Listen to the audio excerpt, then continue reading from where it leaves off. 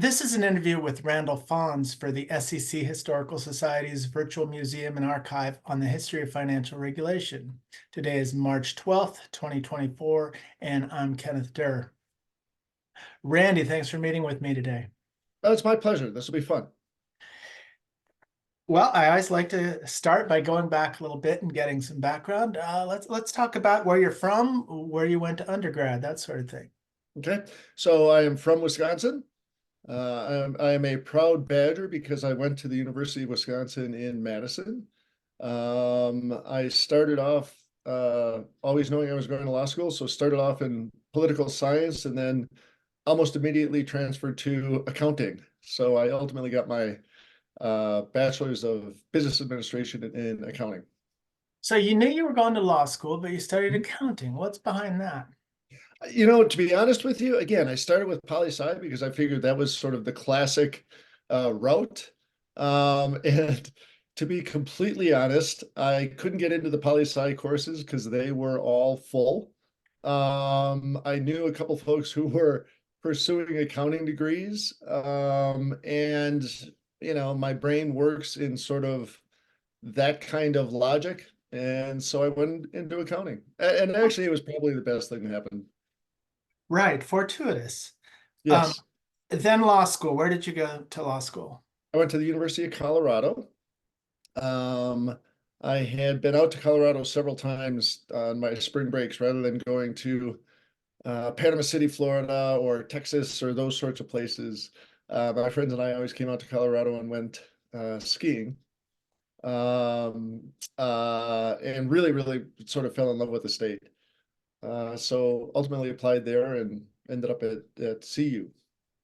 Did you take any securities law at all when you were studying?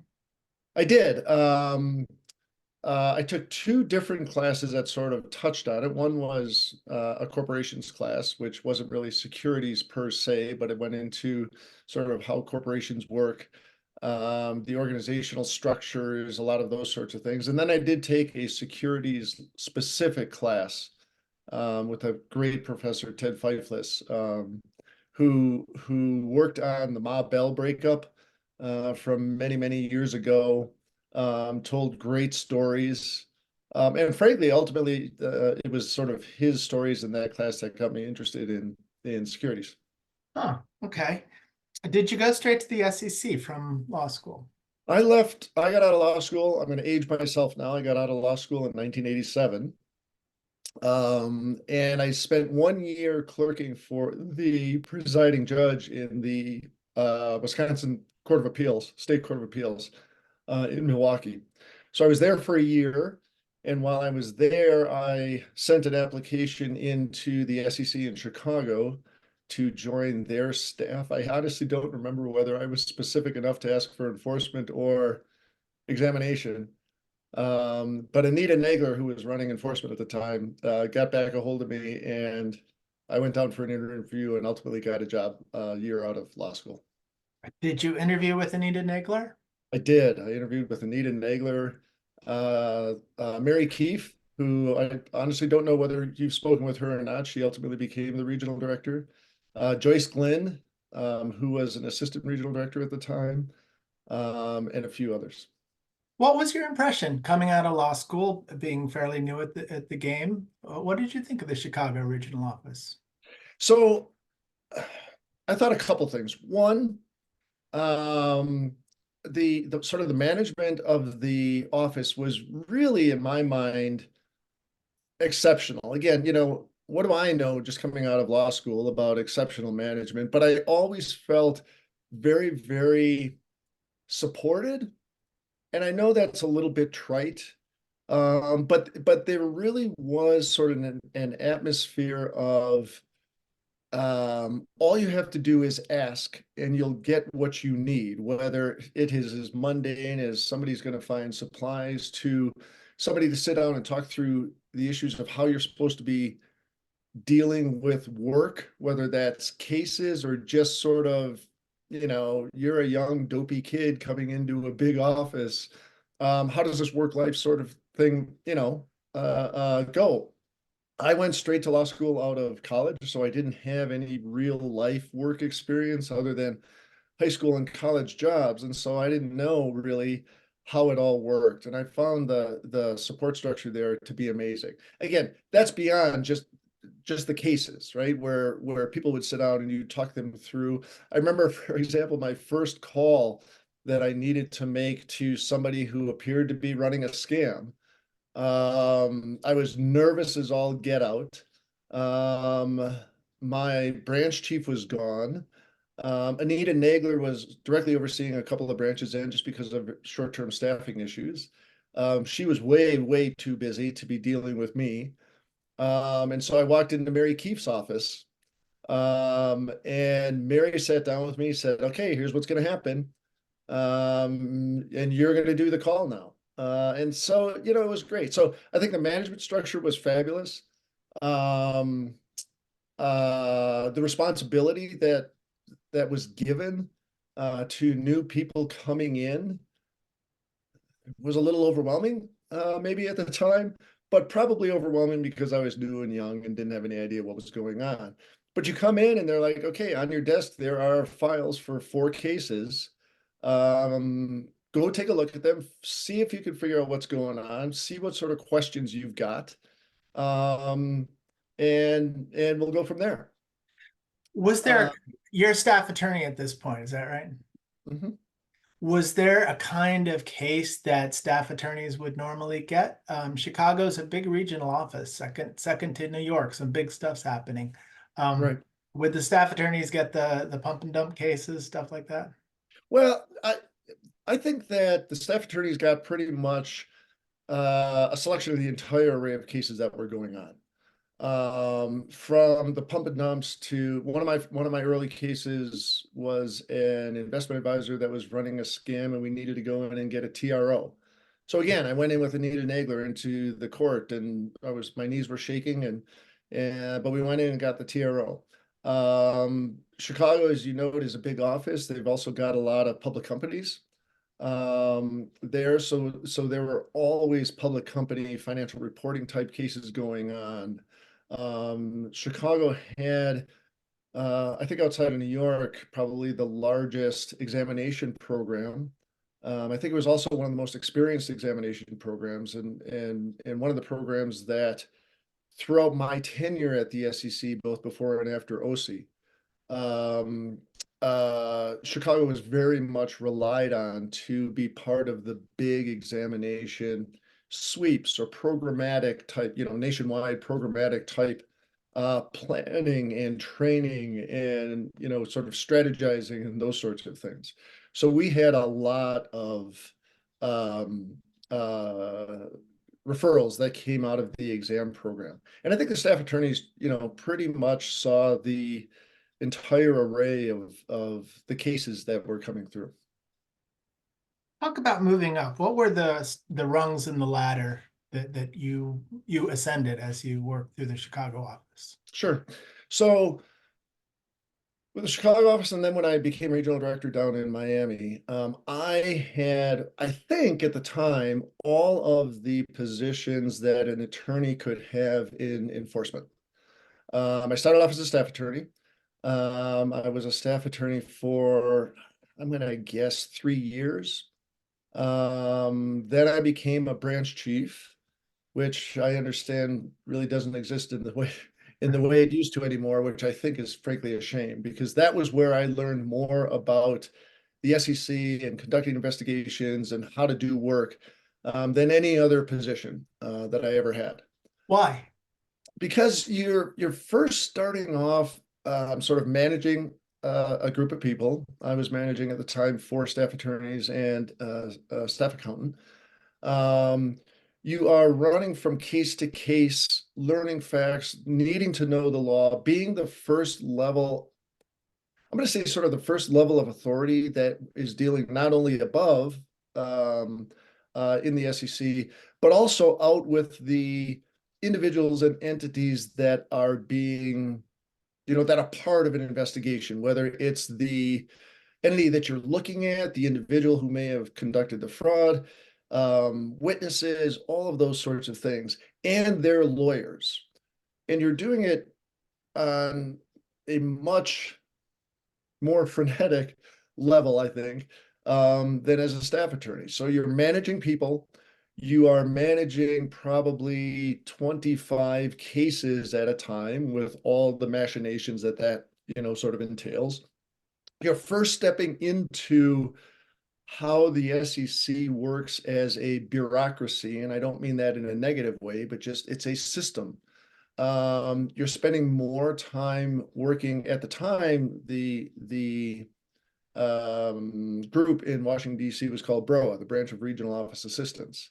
They would work with the regional offices on getting the cases up and through the commission approval process. That later turned into the Chief Counsel's Office for the Division of Enforcement. So the responsibility that you are given is sort of multiplied. I can't even tell you how many fold. And so you really do sink or swim in that. And those responsibilities, again, go from management to personnel to knowing the law to dealing with outside lawyers to, understanding facts and conducting an investigation. So I thought that was it's always been my favorite job at the commission. It was one where I learned the most, and it was great. So I went from branch chief into the trial unit.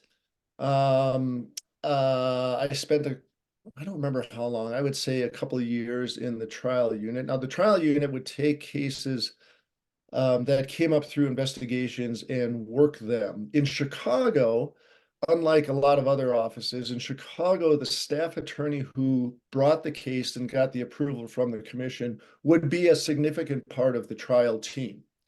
In many other offices, there would be much more of a clean handoff between the investigators and the trial unit folks who would actually, sort of go into court and litigate the case. But in Chicago, they thought, and I agreed with it, that it was important to bring the staff attorneys into the case and have them become, part of that team and actually litigate the case with someone who's got more experience.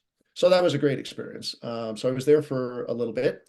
I then became an assistant regional director. And as assistant regional director, I would oversee two branches of the enforcement investigators. That too, you really do start to deal more with Washington, D.C. when you're what we called the ARDs at the time.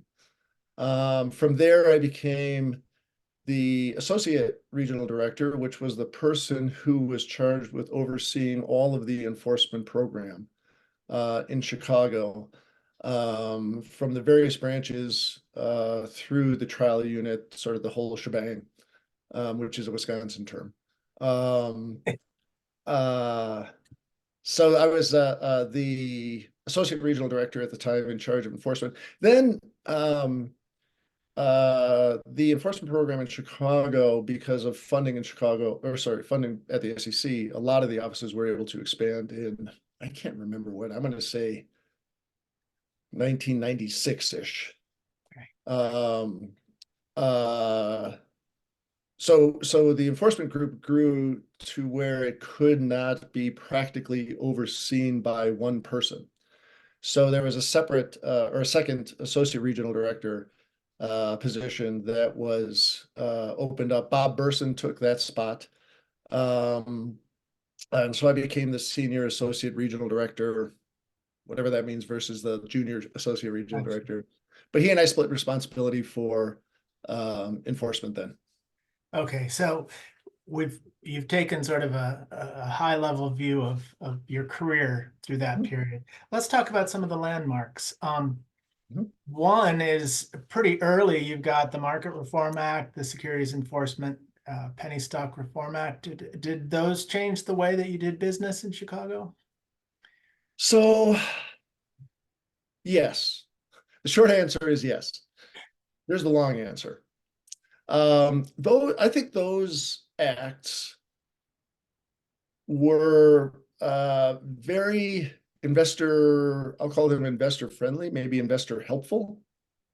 I also think they empowered the enforcement staff to do its job if you think that enforcement's job is sort of protecting the integrity of the securities market through an enforcement process. Now that you can protect the integrity of the securities market through rulemaking, through all sorts of other things, but I was obviously focused on enforcement. And what some of those provisions allowed was for greater enforcement of accountability within the securities industry. It allowed for more flexibility and higher levels of sanctions that violators of the securities laws, would be subject to. Penalties, for example, in the administrative proceeding process, penalties against individuals who were not regulated entities, which weren't easily sought prior to some of those provisions. Cease and desist orders, which weren't available prior to some of those provisions. And so what I think it did is it expanded enforcement's ability to go out and find the folks who were accountable for violations, and I don't want to say bring them to justice. That seems very melodramatic, but sort of bring the SEC's oversight into those market participants, or to those market participants, that wasn't available before. And I thought that that was very, very valuable. It also did, though, provide some flexibility where we didn't have to, for non-regulated entities, always seek injunctive actions, which is sort of the, that's the highest level that we can go, or that the SEC could go at the time, in terms of seeking enforcement action against non-regulated entities. And so by allowing administrative proceedings or cease and desist proceedings or those sorts of things to be brought against non-regulated individuals, it not only expanded sort of the universe, but it also allowed the SEC and the enforcement staff to better tailor what it was seeking in terms of enforcement actions based on the activities and the harm and those sorts of things. So it increased our workload for sure, but it gave us some flexibility. This is an important period for the regions. There was sort of an old guard. People still talk about it today. The old regional leaders who had a lot of autonomy. And you're discussing sort of national developments, and of course in '93 we have a big shakeup. How were the regional offices changing? I know your perspective was particularly on Chicago, but was the home office getting more influence during this period? So I'm glad you said old guard, because I didn't want to say that, because but I was actually thinking about how do I best describe that group of at the time they were called regional administrators.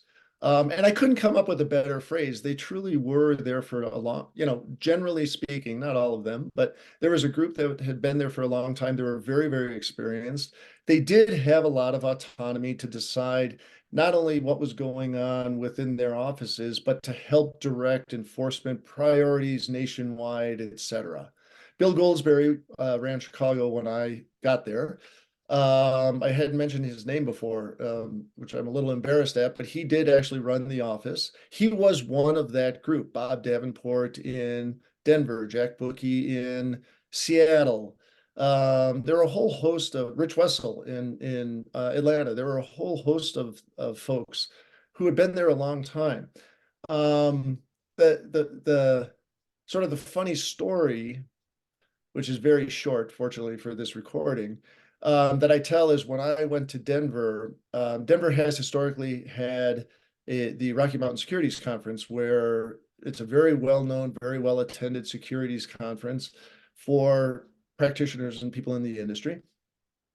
And when I got there, Bob Davenport continued to work to put that together. And one day I was meeting with him as I was trying to put together the conference.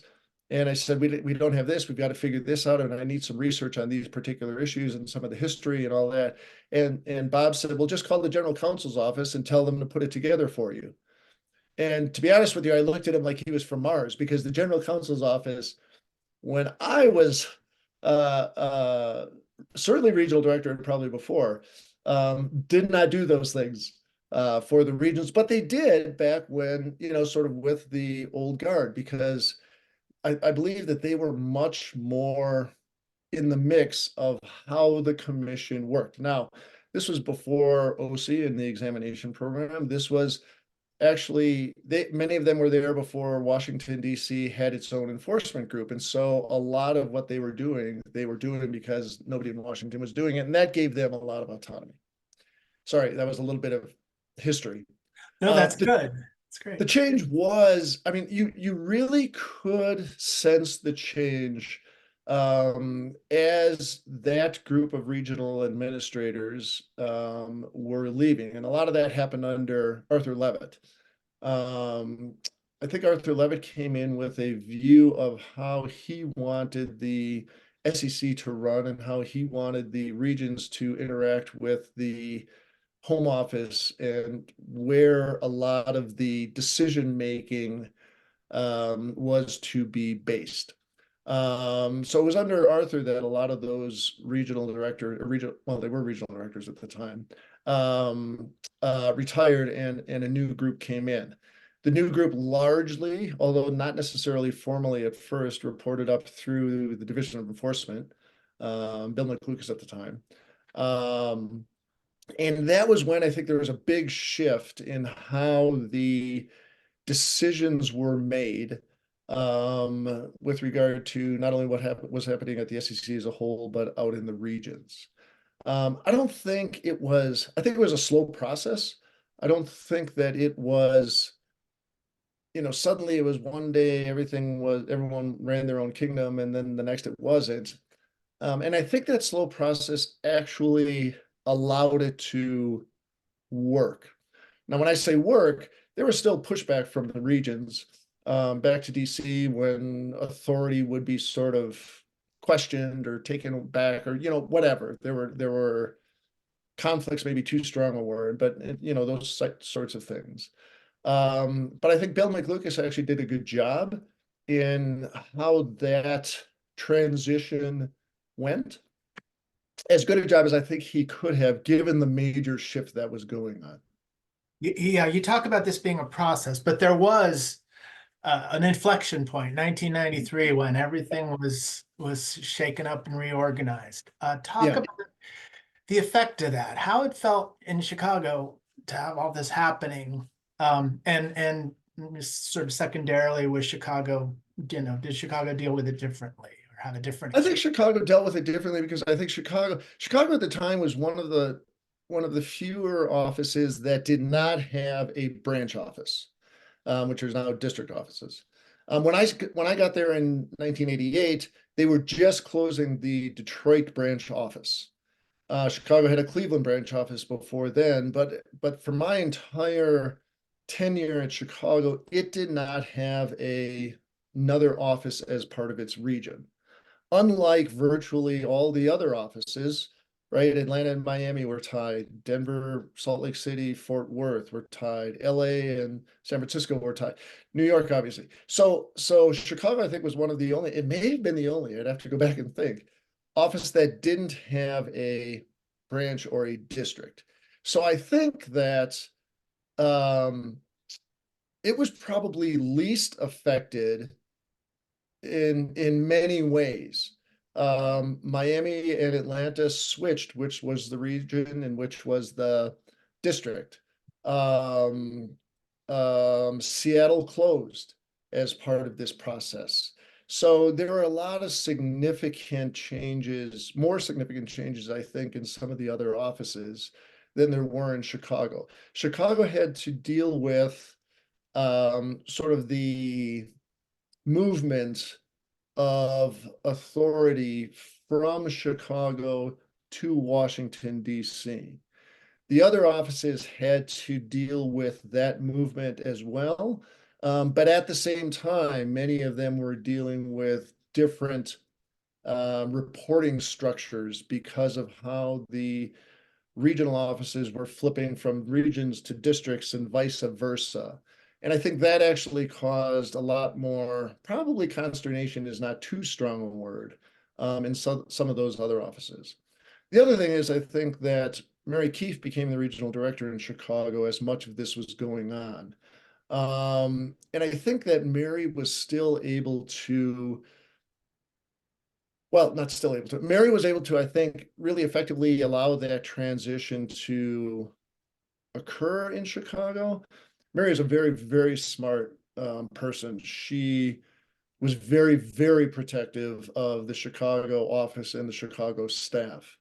Um, so the transition there wasn't without bumps. And I don't mean that to say that, anybody was fighting with each other. There's always going to be bumps.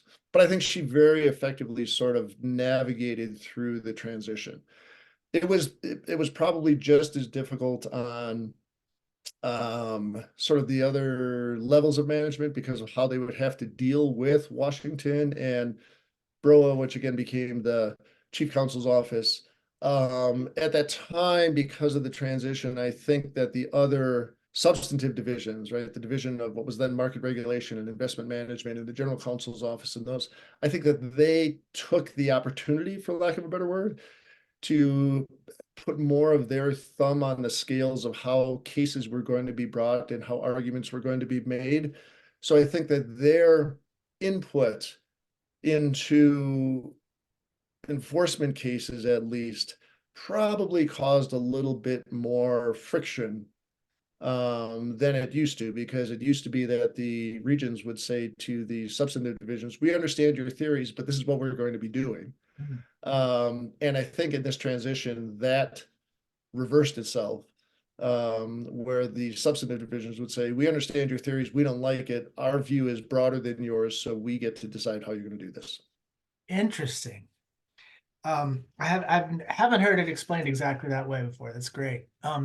Before we leave that period, did you work with Jim Clarkson at all? He was I worked with Jim Clarkson. Yes, absolutely. Probably from the time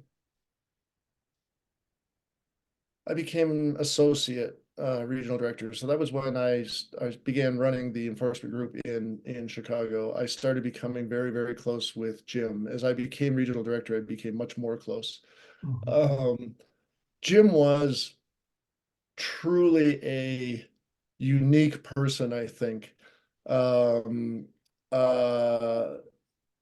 that he was, again, very, very smart. His history with the commission and his sort of institutional knowledge of not only the commission and the people, but the enforcement, program, was really, really invaluable. More importantly, as I was getting up in management between associate and as I was starting to become a regional director, he and I had almost no conversations anymore about substantive enforcement, programmatic issues or cases, and I can't even begin to imagine the number of conversations he and I had about how to manage the offices and the programs within the confines of the SEC structure and within this transition of autonomy from those offices to the home office. He was truly invaluable in that. great. I'm glad we touched on that. The structure is very important, but one of the things that's people think about and talk about are the cases that you mentioned. So let's talk about some of those. Okay. I have different types of cases. Piper Capital Management was one you were involved in. So Piper was one of my, I still have a baseball cap that says Piper on it because we had a 6-week trial in that, or hearing. It was an administrative hearing up in Minneapolis on that, and our team got baseball caps for that. Piper was a really, really super interesting case. It involved an investment advisor and that investment advisor's mutual funds that were mispricing underlying assets in order to essentially boost the net asset value. We brought the case against several individuals and against the investment advisor itself. It was a very, it was a, it was a very important case at the time, I think, because because in part because it was a very complicated case in terms of how do we figure out what is going on within the market. These were collateralized mortgage obligations that the fund was holding. CMOs at the time were a very, I'm going to call them a hot topic, but they were a hot topic because there was the potential for so much abuse within that market. I mentioned that Chicago had an examination team that would refer cases out. That case was a result of an exam that was referred over to enforcement. So ultimately, we ended up bringing a case because they were mispricing the CMOs against I can't remember, 6 individuals, 7 individuals, something like that, and the entity. After doing the investigation, we were able to track down tape recordings of various, conversations between the folks. We had to take testimony and then bring to the stand a number of people who were sort of inside the firm, where we had to, sort of pull from them the very nuanced information that they would have for us to be able to establish that they had mispriced by essentially, in some cases, a penny, which really, again, it wasn't necessarily so much the penny that was the issue. It was the manipulation of what was a very, very illiquid market at the time in order to meet their goals of publicizing what was in effect a fraudulent net asset value. So it was a great case. I think it really showed that the SEC was going to be actively involved in going into very complicated areas to address markets. I don't want to say they were in the shadows because that sounds very nefarious, but they were not very transparent is probably the better way to look at it. And that the SEC was going to go in and say, transparent or not, we're going to figure out what's going on because there's just too much opportunity for abuse here. Okay. From a complicated case, there were some market manipulation cases as well. Hibbard Brown was one. Mm-hmm. Is this a more straightforward kind of thing? It was so Hibbard Brown and FN Wolf were a couple of cases that came out of again, they came out of our examination program.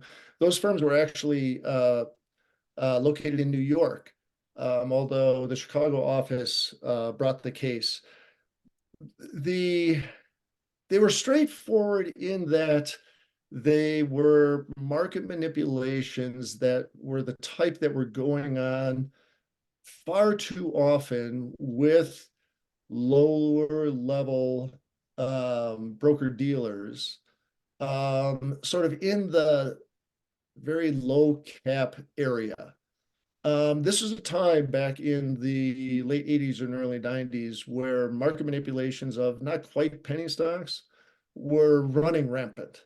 And there was a population of broker dealers, primarily but not exclusively in New York, that were just running manipulations and buying and selling securities to get those prices to where they wanted them to be, and then dumping them. That really needed a significant enforcement effort in order to stop it, in order to publicize the fact that this was going on and people needed to be cautious when they're going to these firms. And in order to really send a message to the industry that if you do this, we are going to put you out of business. That was one that there wasn't really a whole lot of room for negotiation with those types of cases, because the SEC and the enforcement group, I think, were very appropriately saying, if you're doing this, you just don't belong here. So again, those were great cases. I talk about enforcement cases for people who want to do enforcement, and I'm like, this is another great example where, we found a paper trading ticket because that's what they used to use.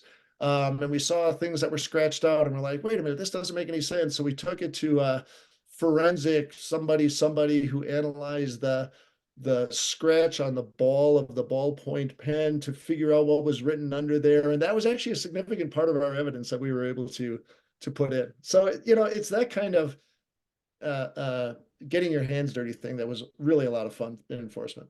Did you work closely with the New York office?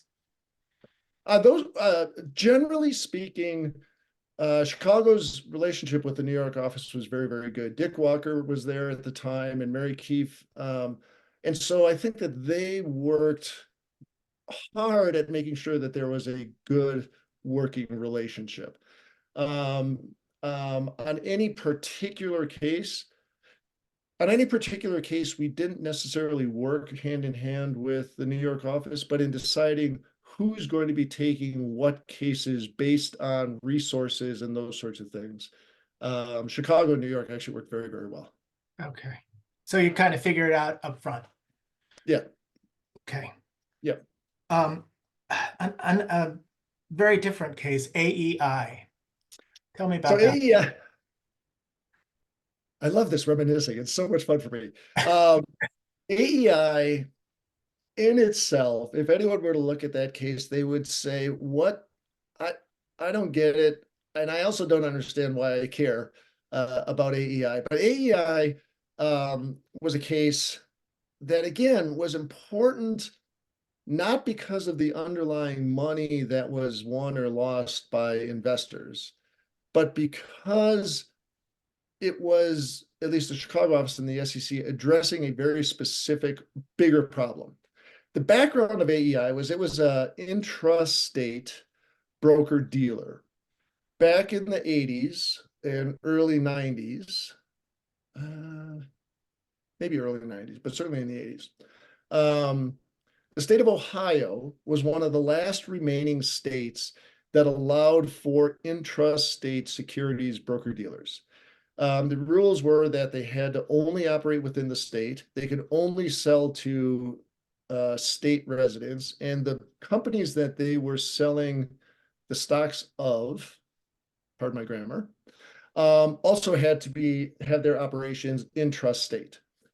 So those are the rules. And Ohio's law said if you comply with that, you as a broker-dealer do not have to be registered with what was then the NASD, now FINRA, and you can operate solely under Ohio law. Well, the result of that was that there was a lot less oversight and regulation of those intrastate broker-dealers. Now, AEI was one of those broker-dealers. An interesting piece of that was that AEI was founded by the former Cleveland branch office manager of the SEC, who was in the Cleveland office and ran it for several years, and then unfortunately turned to the dark side. So he ran AEI, recruited some brokers to come over, and essentially they were running an interstate fraud through this intrastate broker-dealer. The SEC, and particularly the SEC in Chicago, had seen this sort of thing in Ohio several times and tried to have conversations with the Ohio regulators and the Ohio lawmakers to get that law changed because the Chicago office could see that there was a lot of fraud going on. There's a lot of pushback, et cetera, and so the law was never changed. AEI was one of the cases that was brought to show what was going on within these interstate broker-dealers. And I hesitate to say it, but I'll say it anyway, and to sort of shame Ohio into changing its laws because fraud was running rampant. And the office sort of thought that that's probably not a good thing. Did that happen? Ohio did actually change its law, prohibited intrastate broker-dealers and required all the broker-dealers to register with FINRA, therefore, NASD at the time, therefore become national, therefore be subject to the entire regulatory structure. We talked about landmarks a little while ago. You would have still been in Chicago when OC was created. Mhm. Now, I understand that you're very much involved in enforcement, but you're also moving up Mhm. and looking at management issues. How important was that? Do you remember that particular landmark and how it changed things in the Chicago office? Yeah. So a couple things happened as a result of OC.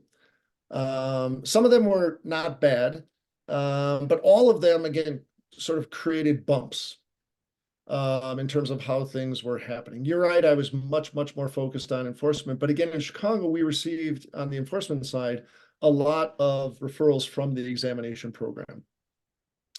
With the advent of OC, and OC took a little bit of time to sort of get its feet under itself in terms of how it was going to be managing the examination programs. But I think the transition involved a couple of things. One, the with the offices as a whole largely going up and reporting up through the Division of Enforcement, right? So the regional directors at the time were largely going up through enforcement. The regional directors at the time that were coming in rose up through enforcement for the most part, or came from sort of law enforcement or outside or private practice and enforcement. So they were very informed on all things enforcement. Um, with OC coming in and having the examination group report, quote unquote, their substantive work up through OC, I think that there came sort of a separation in everybody's knowledge of what was going on in the office that maybe wasn't there before, because the regional directors were focusing more on enforcement. It's where, sort of it was their sort of their reporting structure. And with somebody else, i.e. OC, overseeing the examination program, I think that the regional directors could spend more time on enforcement and could spend less time thinking about the examination program because somebody else was thinking about it. So I think that that actually was not a good thing.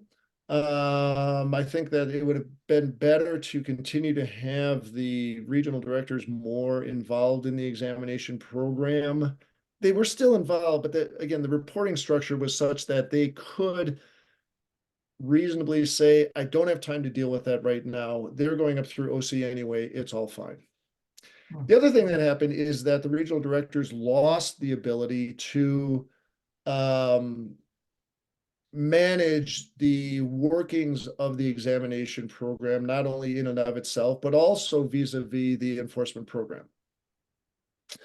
Because priorities were set by OC and not necessarily by region on a region by region basis. What the regional director could see was not necessarily going to be the focus of what the OC or of what the examination folks were going to do, because OC had more national prerogatives rather than regional prerogatives.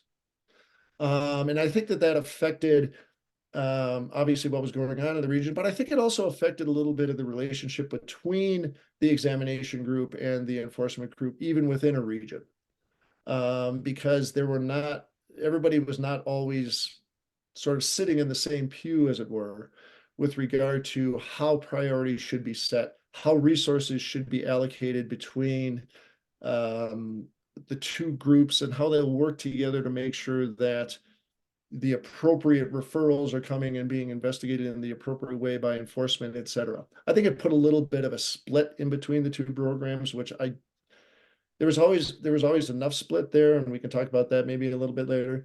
But I think that created a little bit wider divide between the programs.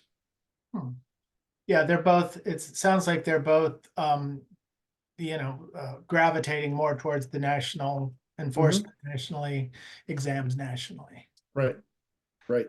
Well, let's get you out of Chicago because you had some other experiences. Talk about moving to the Southeast region. How that opportunity opened up. Okay. What it was like going to this entirely different place. So I went to the Southeast region. At that point, it was after the reorganization. And so Miami had become the regional office, and Atlanta, which used to be the regional office, became the district office for Miami. I went down there in the beginning of 1998. January of 1998. And if you're ever going to move to Miami, January is the best time to go. Because the weather was gorgeous and the weather in Chicago was less gorgeous. So I think it was an interesting transition. And I think it was an interesting transition for a couple of reasons. One, it was a brand new position for me. It was a level of responsibility I hadn't had before. And so there was a lot of adjustment for me to learn how to do, sort of what needed to be done. Up until that time, when I was running enforcement in Chicago, I had Mary Keefe.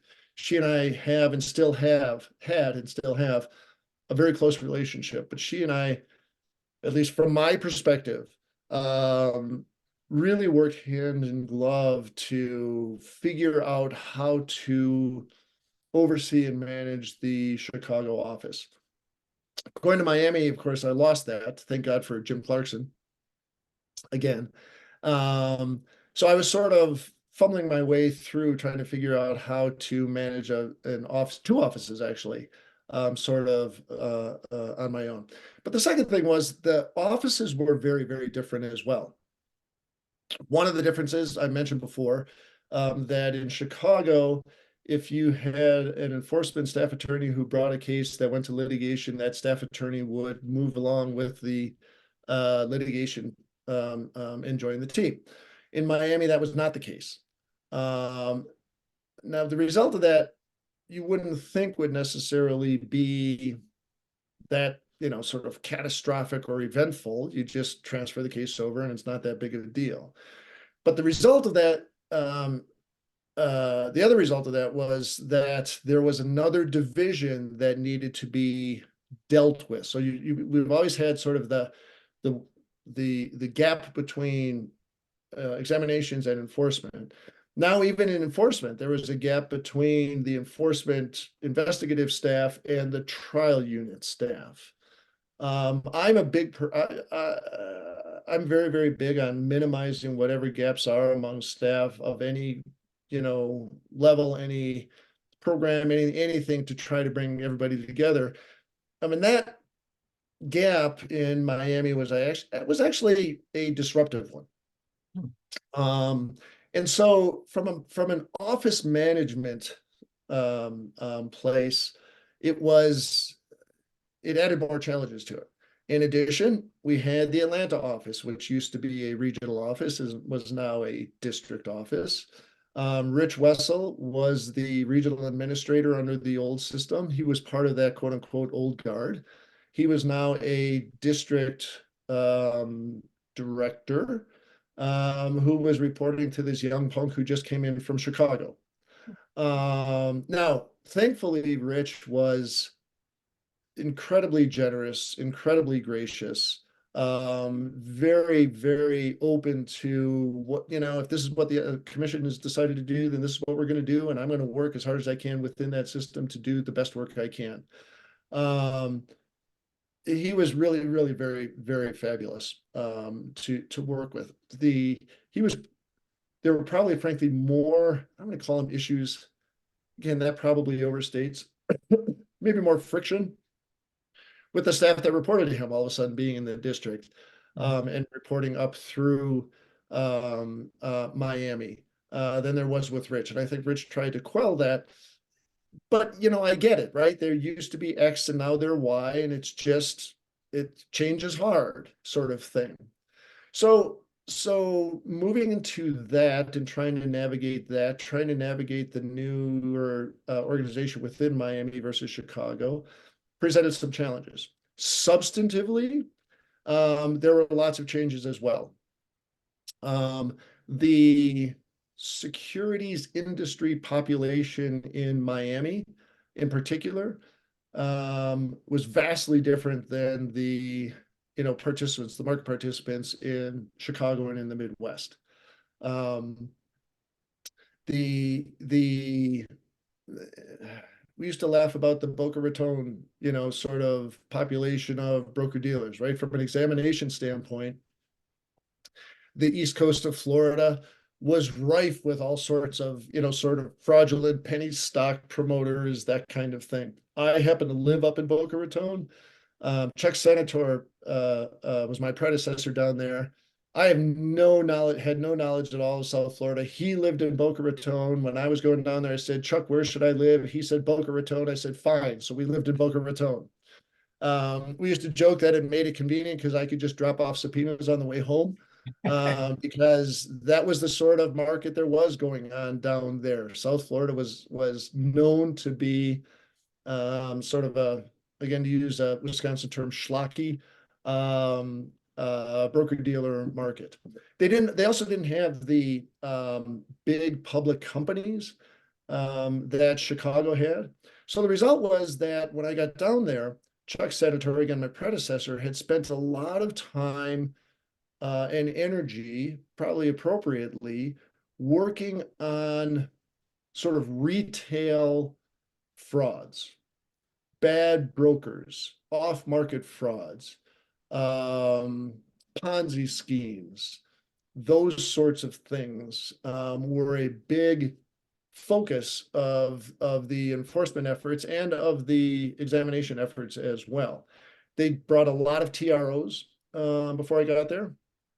A lot of, I'll call them quick hits, that probably minimizes their importance, but sort of faster, more retail, probably less complicated cases than I was used to in Chicago. Again, I'm not saying that's a bad thing, because that was a lot of the population that was going on, or sort of the market participation that was going on down there. But it was a pretty significant substantive change in the work from Chicago. Did the exam staff turn this stuff up? The exam staff turned a lot of it up. Again, the broker dealers that were down on that southeast coast didn't have the best reputation. And so the examiners spent a lot of time going out into those areas to see what was going on, and brought a lot of that kind of thing up. Obviously, the off market, not so much, not necessarily the Ponzi schemes, but a lot of that penny stock manipulation, sort of retail fraud, pump and dump type thing came through the examination process. Okay. And this would have been the first time that you were really in charge of an exam team. Correct. Talk about the challenges, Mhm. you know, and you mentioned gaps earlier, and there's always the exam enforcement gap. But talk about how you dealt with that and what you learned. So, again, my theory has always been that minimizing those sorts of gaps can only benefit. One of the things that I did, because when I was in Chicago, I went out on a couple of exams. They were cause exams. We found one of my TROs that way, et cetera. When I went down to Miami, and I sort of experienced very quickly what some of those gaps were. And I also saw that the enforcement program was running. Dave Nelson was the person who was running the enforcement program at the time. He was doing a very, very good job doing that. It seemed to me to be covered and would run, sort of along, at least, sort of temporarily, if I were trying to deal with other things, which I was. And one of the things I wanted to deal with, as you mentioned, is that gap. So one of the first things I did is I went out on a couple of examinations, not cause exams, just routine exams, to, number one, get a better understanding of the examination process. As I mentioned, I'd been out on a couple of cause ones before, but those are a lot different than routine. And even with those, I was certainly not an experienced examiner who understood the processes and how they're done and how things are selected and how you interact with the reputable regulated entities, those sorts of things.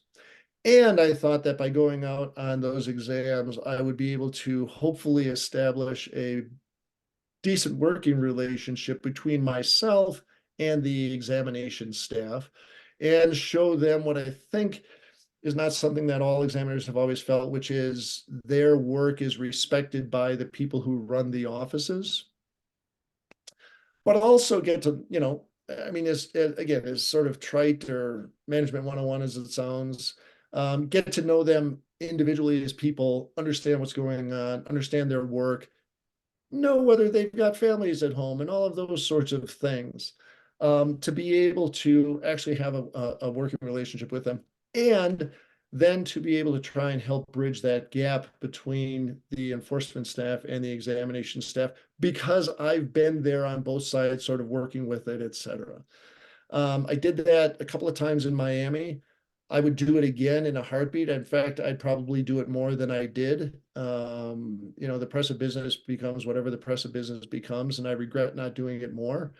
But I think that was an important thing to do to try and get that gap closed a little bit.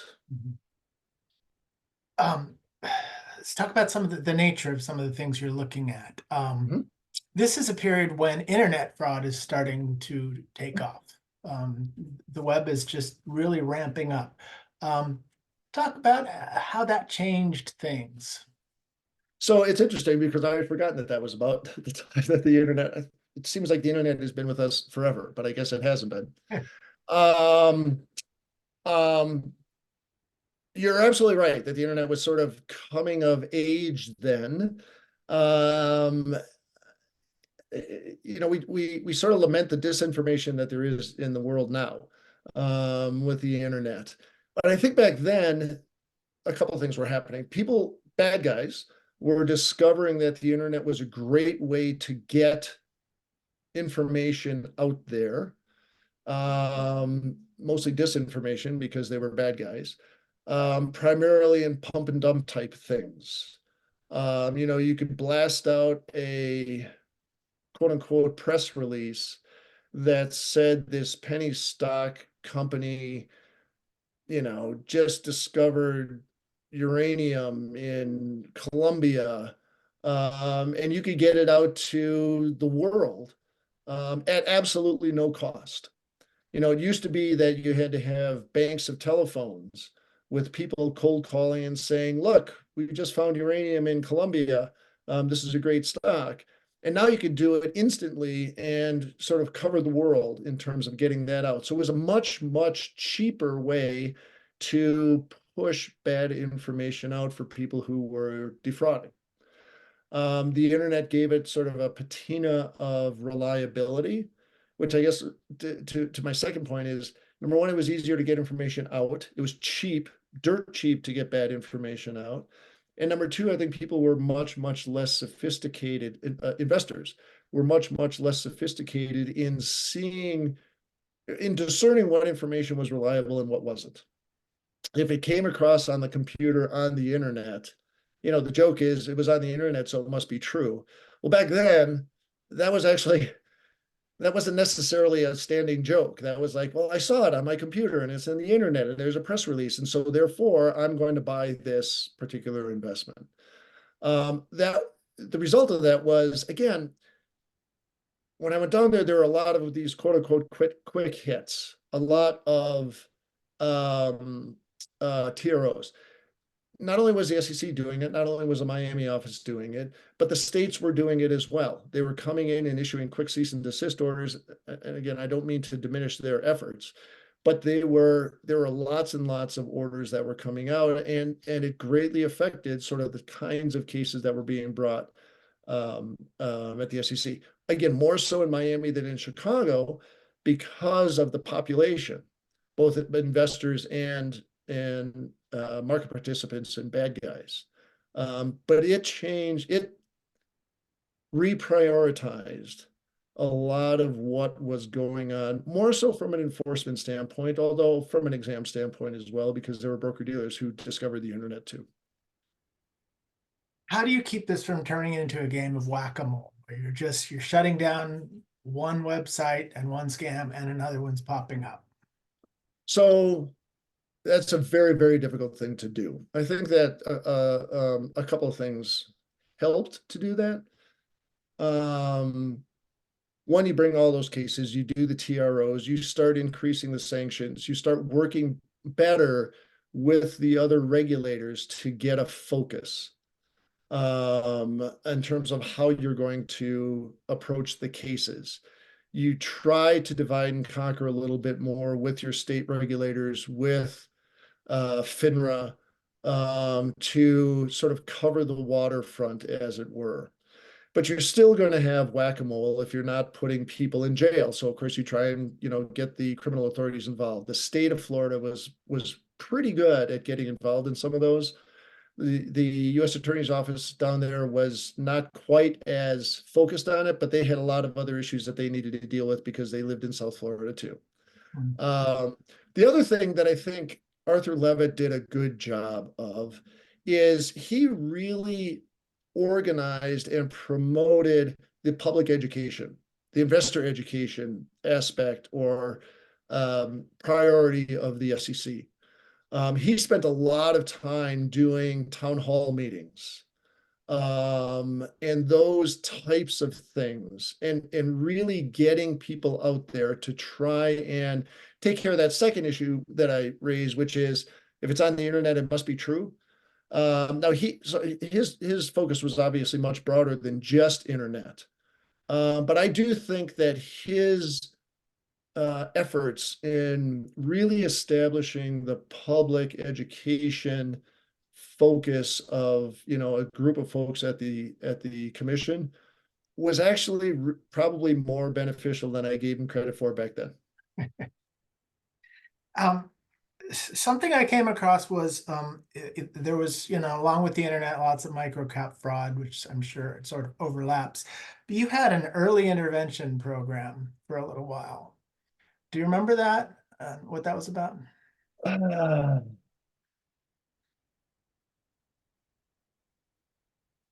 to be to be honest with you, I'm embarrassed to say I don't remember the details of how we did that.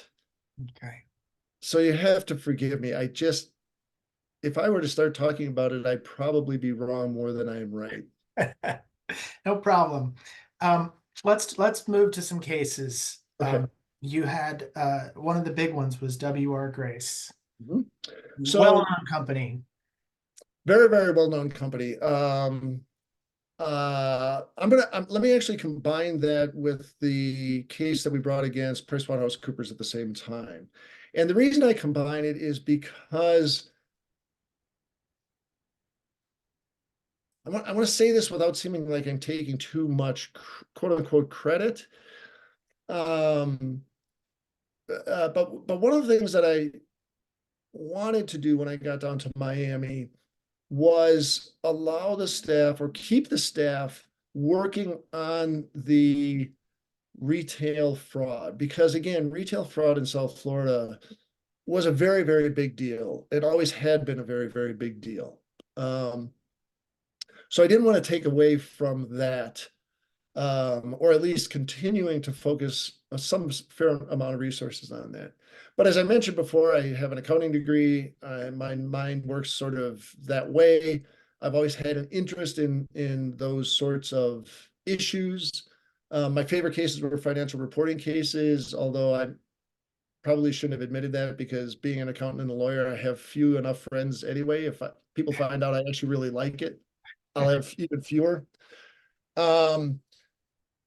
But what I did want to do, going down to Florida, is say, yes, we need to continue to do that, but we need to now sort of expand back out. We've been sort of coming in and focusing on these retail frauds and those sorts of things.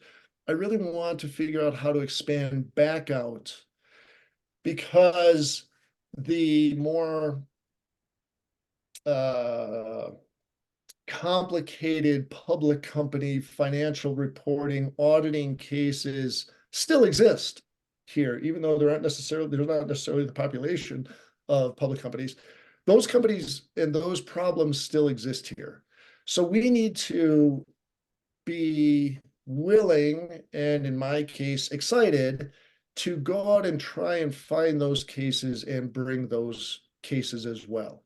I think W.R. Grace and PricewaterhouseCoopers were two of those cases that came from that type of effort. W.R. Grace was a very obviously well-known company. It was a sort of a classic, sort of financial reporting case. It was one of the first bigger financial reporting cases that the Miami office had brought in quite some time. And so we're really actually pretty proud of that one. The PricewaterhouseCoopers case, was a case involving the auditing firm, where the partners in the auditing firm, either individually or through their retirement accounts or whatever, thousands of stocks were owned by the partners of the firm when the firm was auditing the public companies that issued those shares. It was pretty much a complete and utter breakdown of the internal controls at PricewaterhouseCoopers. And the result was that they had a conflict of interest in auditing the issuers of the shares that their partners owned.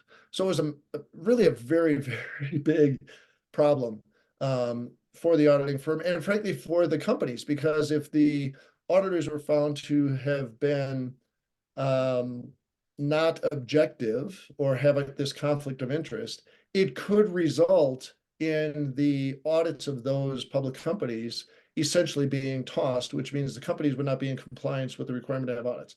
So it was a huge, huge deal. But it was also a very significant investigation. It was a very time-intensive investigation. It was a very complicated question. We worked a lot with Lynn Turner in the office of the chief accountant at that point. But I think it was that and W.R. Grace were two good cases, or two good examples of cases where I liked to see that the staff in the enforcement group was willing to spend a long time sort of trudging through complicated cases and getting to a result that was an important result. It was not consistent with, sort of the quick hits that have been going on. And frankly, it was not consistent with the Division of Enforcement or the SEC, the commission's sort of view of how many cases did we bring this year, which I always thought was a little bit over prioritized. But it was much more consistent, I think, with what I thought was important, which was important cases that affect a lot of people, a lot of investors, that affect the markets as a whole. We need to spend whatever time we need to spend getting these things done. PwC, big national firm. How did this end up down in the Southeast Regional Office? The reason was because the original issue of the ownership by the partners was discovered, I think it was in Fort Lauderdale, where the original issue was discovered, where several partners there own stocks, not necessarily in the companies that they were auditing, because that would have been just sort of over the top, but did own stocks of companies that PwC audited. So because it was discovered down there, the Southeast region was able to keep it. Were those examiners that discovered it? They were not. I can't remember how it was discovered, but it did not come through an examination because there weren't any regulated entities that were involved in that. Gotcha. The only other thing I'll say about that case, and this is just for entertainment, it's not substantive at all, is when I was down there, we had a hurricane that was coming through South Florida. At the same time, we had a conference call with Lynn Turner in the Office of the Chief Accountant to talk about what we should be doing with this case and what sort of resolution we should be trying to negotiate and those sorts of things. And I called the DC office earlier that day and said, "Hey guys, we have a hurricane coming through. I'm closing the office and sending everybody home. We need to reschedule this call." And the result out of Washington, and this shows that we lost all autonomy, was no, we're going to be having this call. So you guys stick around. So I sent the entire office home except Dave Nelson, Glenn Gordon, who ultimately ran the enforcement group down there, and I sat through the hurricane and had our conference call, and then got stranded overnight. Oh, geez. But you did what you had to do. But we did what we had to do. We brought the case. It was great. We didn't say much about W.R. Grace. This is just a simple financial reporting case, I guess. They're not keeping the right records. How did that work? Yeah, I mean, it really was a matter of the finances that they were reporting were not accurately reflecting what was going on within the company. W.R. Grace, I think, stands out for Miami because it sort of established the shift from the retail fraud to the more, I'm going to call it sophisticated. Again, that seems to diminish the retail fraud, and I don't intend to do that.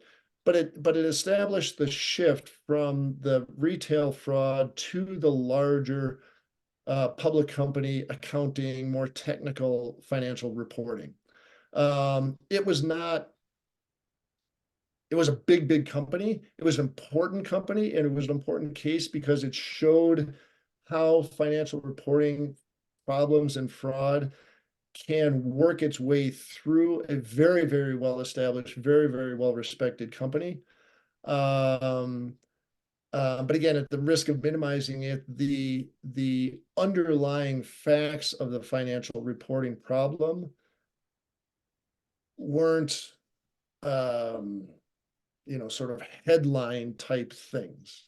The headline was it was W.R. Grace, and it was a shift in how we were doing things. Okay, great. You had your own shift. You were in Florida for a couple of years, 2 or 3 years. Yep. Yep. And then you got the opportunity to go to Denver. Mm-hmm. So sounds like you would have been attracted to that given your past skiing proclivities. Well, I think that's right. Dan Shea was running Denver at the time. He and I were at a conference. He said, "Randy, I'm going to leave the SEC and go into private practice. I would love for you to come out to Denver." And I said, "Dan, I would love to come out to Denver. And so would my wife and children." And so he and I sort of talked a couple of times, and then we went back to Arthur Levitt, and Arthur Levitt said, "Fine, go. I don't care. Whatever you want." That's not quite how it happened, but nevertheless. So I was in Miami for 2.5 years, and then went out to Denver to oversee Denver, Salt Lake City, and Fort Worth. Okay. Well, let's describe the regional office. I talked to Bob Davenport years ago. He was great with sort of this description of Denver as being the Wild West, literally and figuratively. Tell me how that office worked, how it was different from Miami, different from Chicago. Mm-hmm. So it was the Wild West. A couple of things. One, Denver was known at the time back in the 80s and early 90s as the penny stock capital of the world. They had some broker dealers out here and in Salt Lake City that were just notorious for penny stock manipulations and fraud and investor fraud and retail fraud, and they were just horrible. Blinder Robinson was out here. They were nicknamed Blind 'em and Rob 'em for a reason. So again, Bob, I think, spent a lot of time working on that issue. I think one of the biggest differences between Denver and Miami and Chicago was based on that population and based on Bob's, I think, very gallant efforts to try and tamp that problem down. I've never seen in any other office a working relationship between an SEC office and the NASD, then FINRA, than I saw in when I came to Denver. The Bob Davenport worked very, very hard and established an incredible working relationship with, at that point, the NASD. There was not, sort of jurisdictional challenges or fighting over who gets to do what sort of case or those sorts of things. And I think it's in part because there was just so much work to be done in that broker-dealer area that they didn't need to argue over who was going to do what, because there was more than enough for everybody. But I also think that um, the SEC and the NASD just decided that they were going to make a concerted effort to really, really work together like no other office. They would meet regularly. They would assign folks to sort of work with other folks. It was actually amazing to see. Because the focus of the Denver office changed after that, I think that after that, when I say after that, I mean when Dan Shea got in there, because Dan followed Bob Davenport and then I followed Dan. Dan, again, I think appropriately saw that the landscape was changing. I think that Bob Davenport and the NASD were very, very effective in stamping out a lot of the penny stock fraud. And so Dan could come in and start moving things around a little bit in terms of priorities. Pardon me, the result was that there wasn't that sort of almost daily coordination between the two agencies. At the same time, the head of the NASD, whose name I'm just spacing on, so forgive me, it's Frank, and I can't remember his last name, was leaving as well. So there was management movement, and there was less sort of coordinated work that needed to be done. I still think that the relationship was very, very good even when I got there, but it wasn't that day-to-day sort of thing. That was a huge difference between the other two offices and Denver. Denver had to focus on regulated entities and broker dealers and had to work very well with the NASD and did a really, really good job doing that. When I got to Denver, they too had a lot of retail fraud because the fraudsters who were in the penny stock places just went out and started doing their own stuff.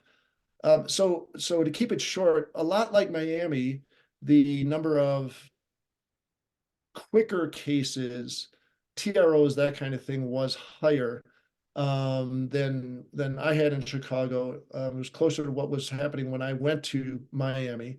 And so again, we did a little bit of work to sort of broaden the mix of cases. I think when after I got there, again, that could have been the wrong decision. I don't know, but it's sort of what we did. So in broadening the mix, again, you're looking at public companies more. We were looking at public companies. We had, when I got there, we were also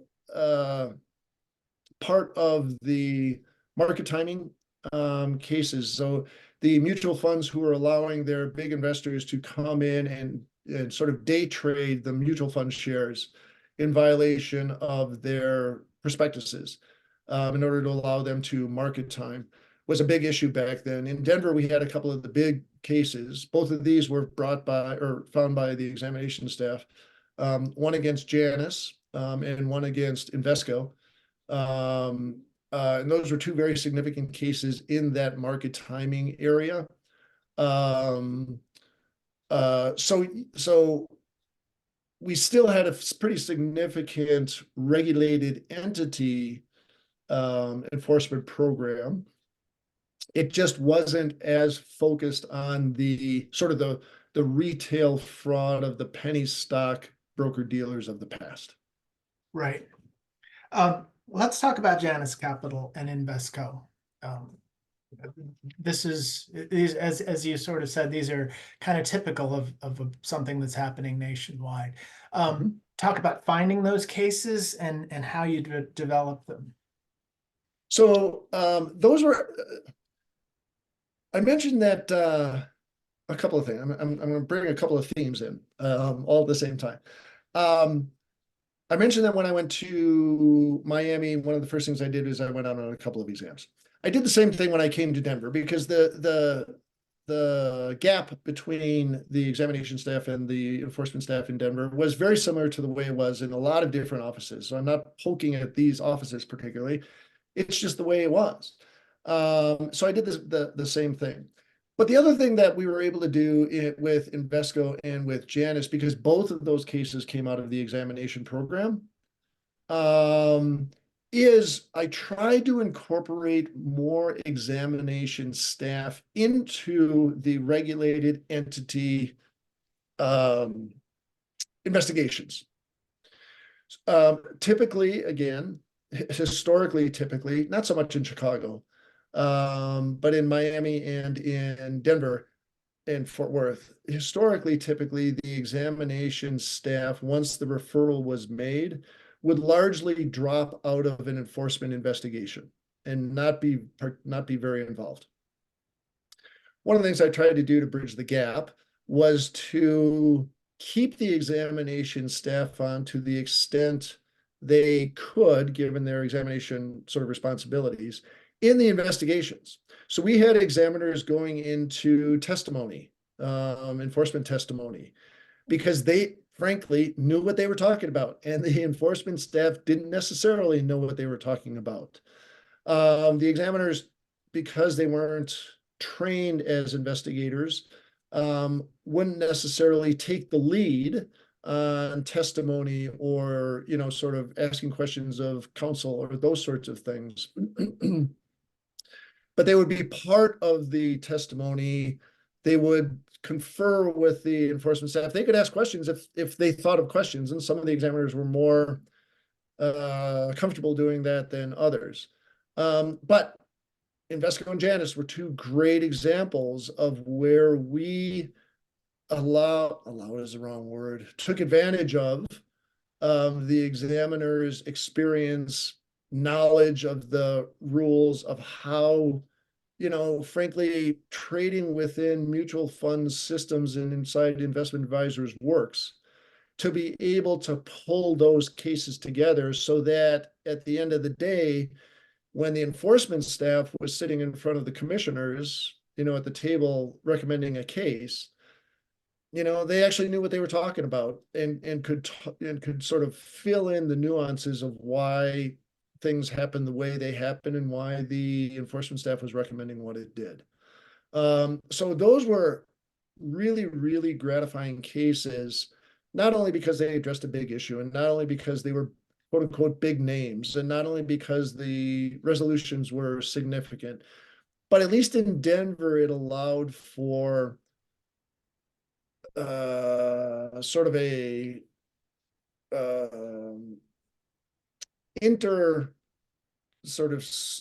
subject experience or intertechnical experience working relationship that I think actually turned out really, really well. Okay, I want to pick that up in a minute, but before I do, one more sort of structural discussion. My understanding is that Salt Lake was really an adjunct to Denver. It was just really picking up all of these small cases and moving with them. Is that correct? I think that's largely true. Salt Lake was obviously a very, very small office and didn't have a ton of resources for itself. Ken Israel ran the office at the time.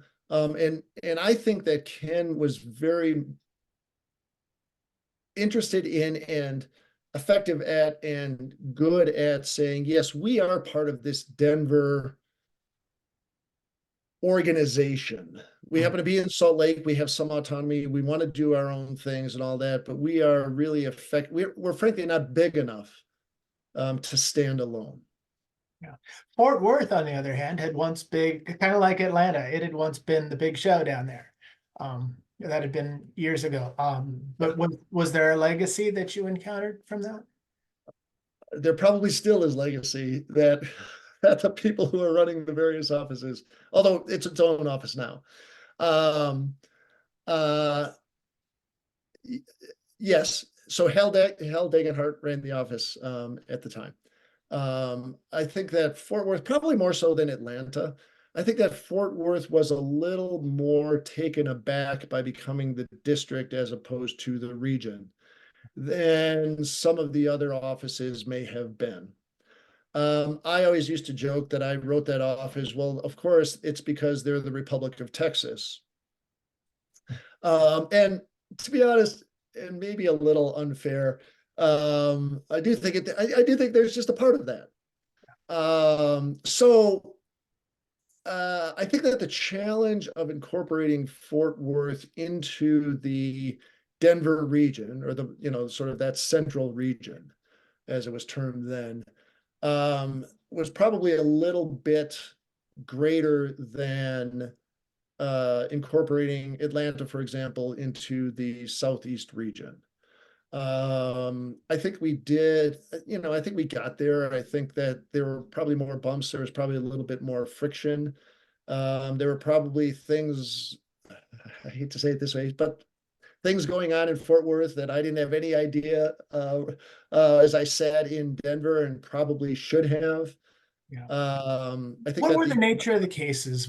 Did Fort Worth have different kinds of cases? I think that I don't think that Fort Worth had, when I got to Denver, I don't think that Fort Worth's caseload was significantly different than Denver's. I think that changing or modifying Fort Worth's caseload to the longer term, sort of more complicated or sophisticated investigations from the retail fraud was not as smooth or quick. It wasn't quick anywhere, but I think that Fort Worth probably resisted that evolution more so than Denver did. I think that Fort Worth was less inclined to sort of buck the we need more numbers theme that was coming out of Washington, D.C. than I probably was. And so I think that that transitioning to some of the longer term, more sophisticated investigations took a little longer with Fort Worth. It's interesting because this becomes very important to the SEC a few years on, after you'd retired, this whole idea of numbers. Yeah. Yeah. You implied that you had to bucket. Tell me a little bit about that. I mean, in any organization, right, there's going to be metrics that need to be used. Some of those metrics are easy, some of them are more difficult to use as you are rating the performance of individuals or offices. An easy one to use by the SEC as a commission, by the Division of Enforcement, more so than OC. I think that OC was much better at this. But one of the easiest ones to use, because it's very easy to put into an annual report or to sort of highlight at SEC Speaks, is the number of cases that we brought as an agency. And there's a lot of pressure for that, right? Because it is easy, and because it's objective, and because, everybody understands what's going on, and it can be, a bullet point. There's a lot of pressure to focus on the number of cases. Now, I will say that at the same time, the division directors, at least, I think, were very good about, when I say division, I mean enforcement division, we're very good about highlighting the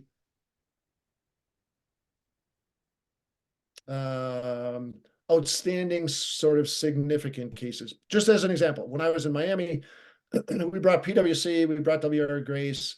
The result of those things was, number one, those were hits against our numbers because they took a long time. We probably could have done more. But the result of those was that the Miami office got the Capital Markets Award because of those more sophisticated cases. So there's always this sort of push and pull between numbers versus what I'm going to call quality. That's unfair, but I'm going to call it that anyway. But there was absolutely pressure. I felt it. Every office head would feel it. There was absolutely pressure to keep just the number of cases up. That's why, if anyone were to go and look at the SEC website and see the number of cases brought in September before the fiscal year ends, the number of cases that is brought in September, authorized by the commission and filed, is, I don't know, I mean, 2 times more, 3 times more than any other month of the year, because they just want to get those cases through. Again, I understand it. I'm sounding overly critical, but there was a lot of pressure on numbers. Yeah, fascinating. Well, let's talk about the big one when you were in Denver, which is Quest. Mhm. I want to talk about just give me the overall how this one emerged, how you handled it, and who you worked with, because you're working with U.S. attorneys here. Right. So Quest was one of the biggest cases that I had seen. I was with the commission for 18 years. And Quest was probably one of the biggest cases that I had seen during that time, just in terms of what was going on within the company, the manpower and woman power that was put on the case from, different agencies, sort of the importance of the case, to send messages of aggressive enforcement action when the fraud is real, all of those sorts of things. So backing up just a bit, Quest was brought, it was a financial reporting case. It was also an insider trading case. There was all sorts of stuff that was going on, from various, accountants within the finance department all the way up through the chief executive officer. Quest was brought at a time when the commission was bringing a few of the really big financial reporting cases by public companies. Enron and, geez, I can't remember the name of it. It was a healthcare down in the Southeast. But there were a couple of very, very large financial reporting cases, and Quest fit right into that. Essentially, what was happening is Quest at the time was, doing all, they were a provider using data cables and all of those sorts of things, and they were laying, millions of miles of cable all around the world and all this kind of stuff. And they were just abusing the system of how to account for that in order to meet expectations, goose their earnings, lower their liabilities, be able to project, sort of outrageous forecasts, all of those sorts of things. And like I said, it touched most of the major business lines is the wrong word, groups within Quest: finance, the C-suite, the actual, sort of portions of the company that laid the cable, sort of everybody within the company. And so the case itself was years long, and was very, very difficult and very, very complicated, because you were dealing with intangible assets and valuations and how the whole thing was working, and it was a mess. Ultimately resolved, we brought the case against Quest. We brought it against, I'm going to say 9 or 10 other people. I can't remember exactly, from accountants to again, the CEO, who ultimately went to prison for insider trading, all of those sorts of things. And it was a really, really interesting case.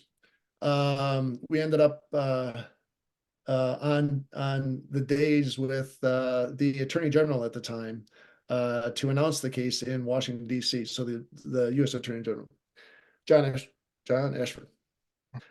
Anyway, so that was that. But the other important part of it was we worked with the U.S. Attorney's Office in Denver closer than anything, again, I had seen, at least in my experience, at the SEC.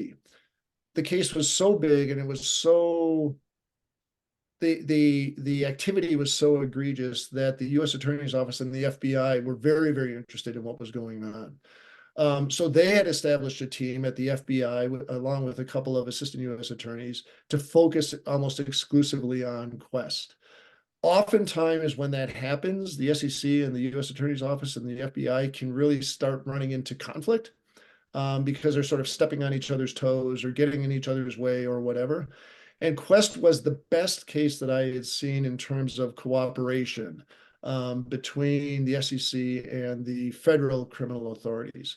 We had constant meetings. The FBI and the assistant U.S. attorneys would come over to our office, which again is a nothing thing, but it shows that they're not trying to, dominate by saying, we're the criminal folks, we're the important ones, you guys come to us. So they would come over, we would meet for, hours on end, pouring through theories and witnesses and ideas as to what was going on and why and who would know and those sorts of things. They would share what they could, because of course the criminal authorities can't share everything, and we would share what we had, and come up with the strategies as to how to best sort of pursue the case, not jointly, because you can't really do it jointly, but certainly hand in hand, to make sure that it went well, to make sure we weren't messing each other up, that we were able to consistently understand what was going on, that lawyers weren't playing, defense lawyers weren't playing us off of each other. It was amazing, to be honest with you, to see that kind of cooperation. I had never seen it before. So it was very gratifying. And talk about your team. Who did you bring in from Denver? Did the home office send folks down as well, or out as well? No, the home office didn't. That's the short answer to your second question, is the home office didn't. The home office actually at that point, and this is not unusual, I don't think. The home office's involvement in any particular case, unless it's just the investigation is known on a national basis and is in the news, the home office largely let, I don't know if that's still true, the regions and the districts sort of run their own investigations. The questions they would ask would always come too little and too late, because it would be at the end when we would all say, here's what we're doing. And they said, oh, you screwed it up. But they didn't often send out, almost ever send out staff or resources. So our team was entirely within Denver. We had a couple of accountants, because of course the enforcement staff is both attorneys and accountants. So we had a couple of accountants. We had probably 4 staff attorneys. We had a branch chief at the time, an assistant regional director. All of them were working, I don't want to say full-time, especially the assistant regional director. But a lot of the staff was pretty much working full-time for month after month after month after month, on the case. The funny thing was, at the time, the office was in what was then known as the Quest building, because the Quest name was at the top of the building. They occupied the top X number of floors. So again, we used to joke that we would just, sort of jump on the elevator, run upstairs, and drop off the various subpoenas that we needed to drop off. Anything else we should talk about in the Quest case? I don't think so. It was really truly a highlight of my career at the SEC. But it was great. Was it resolved by the time you left the commission? Yes. Okay. Yeah, we brought all the actions. We settled what we settled. I don't think we had any litigation come out of it. I think we settled all of our actions. Joe Nacho, who was the CEO at the time, went on to try his insider trading case and went to prison for that. But everything else was resolved by the time I left. Great. Anything else we should talk about from your experience in the regions that we've missed? I don't think so. It was it was an amazing, I was there for 18 years. Um, it was amazing. I enjoyed virtually um, every minute of it. It was challenging. It was fun to sort of wear the white hat. It was incredibly supportive. I cannot say enough about the experience. We'll talk about moving on. You went to Morrison Forster for a while. So very quickly, I left in, I don't remember when I left, 2006. 2006, yeah. 2006. And then went to Morrison Forster for 10 years. I went over as a partner.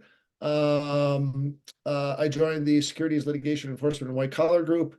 Wonderful group. I spent the next 10 years exclusively 95% doing government enforcement type work, sort of broadly defined. So I spend a lot of time conducting internal investigations for public companies and regulated entities, looking into issues that came up. Some of those internal investigations were the result of the SEC coming in and having an investigation of its own, and the company saying, tell you what, we'll do our own and we'll let you know. Those are really, really fascinating cases. I represented accounting firms. I represented regulated entities in front of FINRA. I represented auditors in front of the PCAOB. My experience at the SEC, I think, is what allowed me to sort of dive into all those various different things, because I had an understanding of the way the lots of regulators and law enforcement works. I absolutely could not have done that without spending the prior 18 years at the SEC. I wouldn't have known what I was doing, number one, and number two, nobody would have trusted me. The other thing that I always tell people is that having the experience at the SEC not only lets you know sort of how to do things, but I actually think it can make you a very, very effective advocate once you're on the private practice side, because with the experience you have at the SEC, you know how to deal with the SEC, right? You know, when they're saying things, you know what they're saying. When they want things, you know how to deal with what they want and how to get your client in the place where they can be compliant. There's not miscommunications. You can figure out how to negotiate. You know what's important. You know how to talk to the folks. And as sort of silly as that sounds, it's a really, really big deal. Because when I was at the SEC, I used to always appreciate it when a former staffer would come in and we'd have conversations, because we knew we were saying the same things and understood the same things and knew and had expectations set. And you could really run into problems and miscommunications if you were dealing with someone who didn't have much experience dealing with the SEC, let alone working at the SEC, which was the best. I've also found that when I was at Morrison Forster, because I could talk with folks and not have miscommunications, things went much, much more smoothly as you're dealing with the staff and what they want to do. That it was a real advantage. Terrific. I want to highlight one last thing is you got involved. I understand actually while you were at Morrison Forster, you got involved with something called the Rocky Mountain Children's Law Center. So very, very quickly, because anybody who's watching this may not be that interested, but very, very quickly, when I was at Morrison Forster, I was looking for things to do with my legal experience that I thought could be helpful, sort of to the world at large. One of the things, I was also looking for places to send some money to. So I sent some money to the Rocky Mountain Children's Law Center because they are child advocates working within the child welfare system and with, teens and other youth that were, sort of had a history. So I sent them some money. Let's see, development director called me up, said, hey, thanks for sending some money. Can I take you to lunch? We went to lunch. That was my first mistake. She said, what do you want to do? I said, how can I help? So they put me on to act as counsel. They brought me in on to act as counsel on when I was at Morrison Forster to help them in a case that was going to the Colorado Supreme Court, to argue about the rights of a foster child to a familial tie and all of those sorts of things. It was a great experience. I loved it.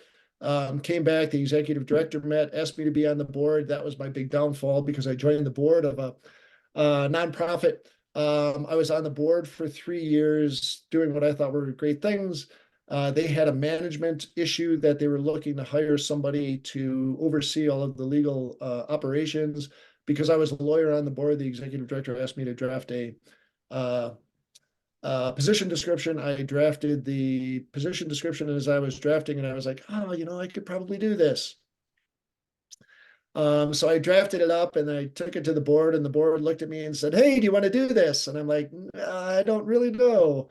But ultimately I ended up saying, sure. So I became the deputy executive director there, sort of overseeing the operations of the agency. And I spent 6 years doing that, which was incredibly fun, working with very, very young lawyers and social workers, in the context of child welfare, or youth and kids and families that needed legal help, to sort of be able to manage whatever was going on in their lives.